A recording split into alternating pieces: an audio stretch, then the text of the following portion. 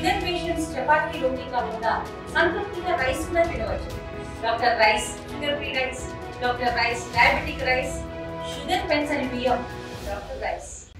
ఇది అప్రస్తుతమైనప్పటికీ కూడా ఒక మాట చెప్పాలి, మనం ఏం చేస్తున్నాం ఏం చేయబోతున్నాం అనేది స్పష్టంగా ఎప్పటికప్పుడు ప్రజలకు తెలియజేస్తా ఉన్నాం. చేసిన కార్యక్రమాల తాలూకా గొప్పతనాన్ని లేకపోతే ప్రజలకు అవసరమైనటువంటి అంశాల్లో మనం స్పందించిన తీరుని ఇంకా చేయవలసినటువంటి కార్యక్రమాలను అన్ని వివరిస్తూ ఉంటే ఈ మధ్య ఒక మీటింగ్ జరిగింది ఈ ఊర్లోని. అందులో ఒక పార్టీకి చెందినటువంటి నాయకులు ఒక ఆయన అభివృద్ధి కనపట్టలేదు సంవత్సరంలో అనేటువంటి మాట అన్నారు. ఆ సందర్భంగా ఇప్పుడు మున్సిపల్ చైర్మన్ గారు చెప్పిన విషయాలు విన్న తర్వాత ఆయన కనపడకపోతే ఒకసారి కళ్ళ డాక్టర్ గారి దగ్గరికి వెళ్ళి పరీక్షించుకోమని చెప్పిన కోరుతా ఉన్నాను.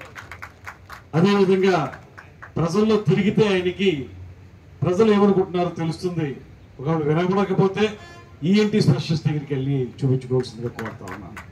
ఎందుకంటే నేను ఎక్కువగా విషయం చెప్పను, కానీ మొత్తంగా ఈరోజు చాలా మంచి కార్యక్రమాన్ని చేపట్టాం.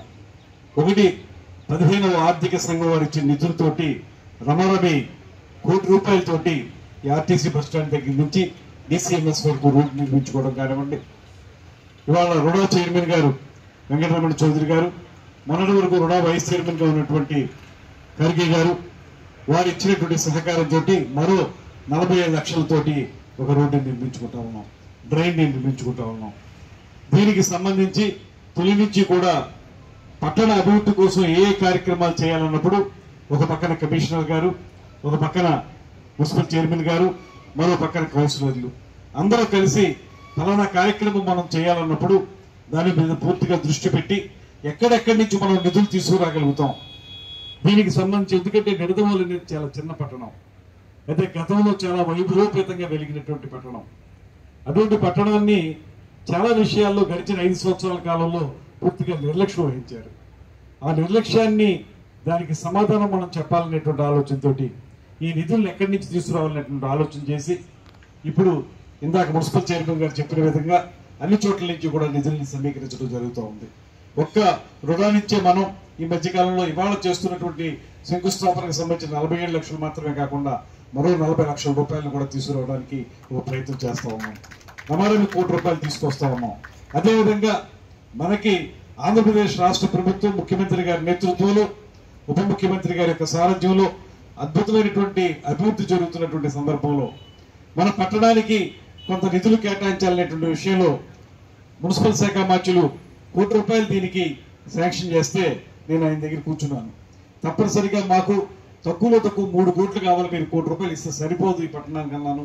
ఆయన మౌఖికంగా ఆదేశాలు జారీ చేశారు. అతి త్వరలోనే మరో ₹2 కోట్ల కూడా మనం తెచ్చుకుంటాం. వాటితోటి కార్యక్రమాలు తప్పనిసరిగా నిర్మిస్తాం. అయితే ఇక్కడ నేను కొన్ని విషయాలు మీకు చెప్పాల్సిన అవసరం ఉంది.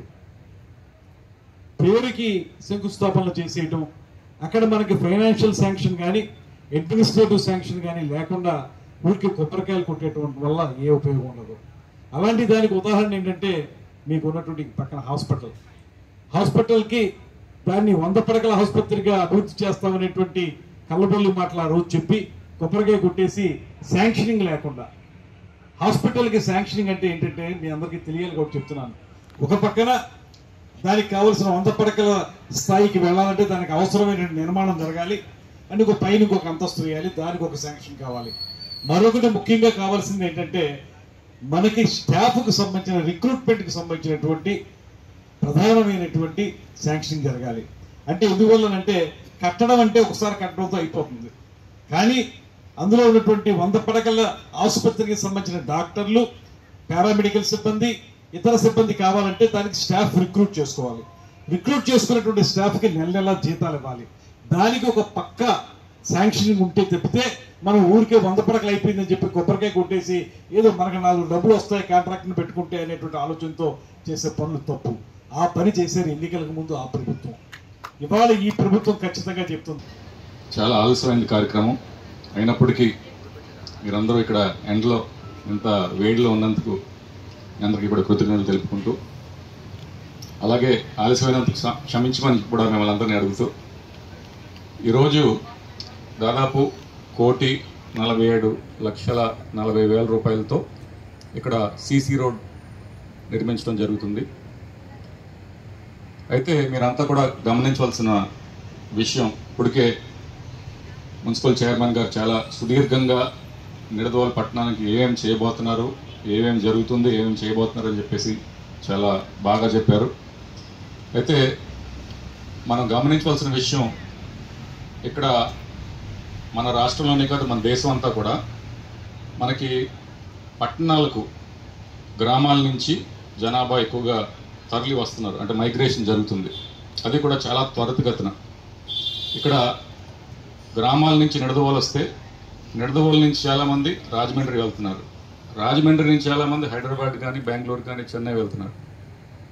సో ఇటువంటి నేపథ్యంలో ఇప్పుడున్నటువంటి మౌలిక వసతులు ఎప్పుడైతే జనాభా అమాంతంగా పెరిగిపోతుందో మనకి ఇక్కడ వసతులు అనేవి సరిపోవు. కాబట్టి ముందుగా మనం ఇక్కడ ఉన్నటువంటి వసతుల్ని మెయింటైన్ చేసుకుంటూనే తర్వాత దీన్ని ఎట్లా డెవలప్ చేయాలి, ఇంకా ఇప్పుడున్న జనాభాకి 2 అయితే ఎట్లా చేయాలి, 4 అయితే ఏమేమి సౌకర్యాలు కల్పించాలనేది ఒక చాలా కీలకమైన అంశం.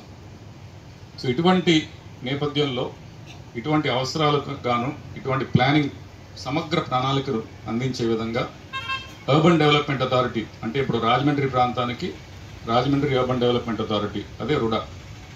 సో ఇందులో భాగంగానే మనకి ఇటువంటి రోడ్లు కానివ్వండి, డ్రైన్స్ కానివ్వండి, పార్క్స్ కానివ్వండి, ఇంకా అనేక సదుపాయాలు చెప్పారు. వాటన్నిటికీ కూడా ఒక పక్కన ఫండింగ్ ఇస్తూనే మరో పక్కన సమగ్ర ప్రణాళికలు ఏవైతే ఉంటాయో, అంటే ఇప్పుడు నిడదవోలు పట్టణానికి కూడా మొన్న 2 రోజుల క్రితం ఒక మాస్టర్ ప్లాన్ అయితే ఒకటి ఆబ్జెక్షన్స్ అని చెప్పేసి పబ్లిష్ చేయడం జరిగింది. ఒక్కసారి పట్టణ పౌరులందరూ కూడా, అలాగే వివిధ పార్టీ నాయకులు కానివ్వండి, ప్రజాప్రతినిధులు కూడా అంతా దీన్ని చూసి ఒకసారి గమనించి అక్కడ ఏమేమి అంశాలు ఉన్నాయో చూసుకుని, ఇంకా ఏమైనా అదనంగా ఏమైనా పెట్టాలా, లేకపోతే ఉన్న వాటికి ఏమైనా అబ్జెక్షన్స్ ఉన్నాయా అని చెప్పేసి మీరందరూ కూడా మీ అభిప్రాయాలు తెలపవలసిందిగా ప్రతి ఒక్కరిని కూడా కోరుతున్నాం. అదేవిధంగా ఇక్కడ నిడదవోలు చూసినట్లయితే ఇక్కడ ఉన్నటువంటి నాయకత్వం చాలా మంచి నాయకత్వంగా నాకైతే అభిప్రాయం ఉంది.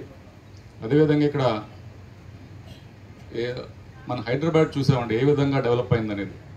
అక్కడ చంద్రబాబు నాయుడు గారు ఐటీ రంగం ఏ విధంగా ఆ ప్రాంతం పైన ప్రభావం కల్పించిందో మీరంతా కూడా గమనించే ఉంటారు.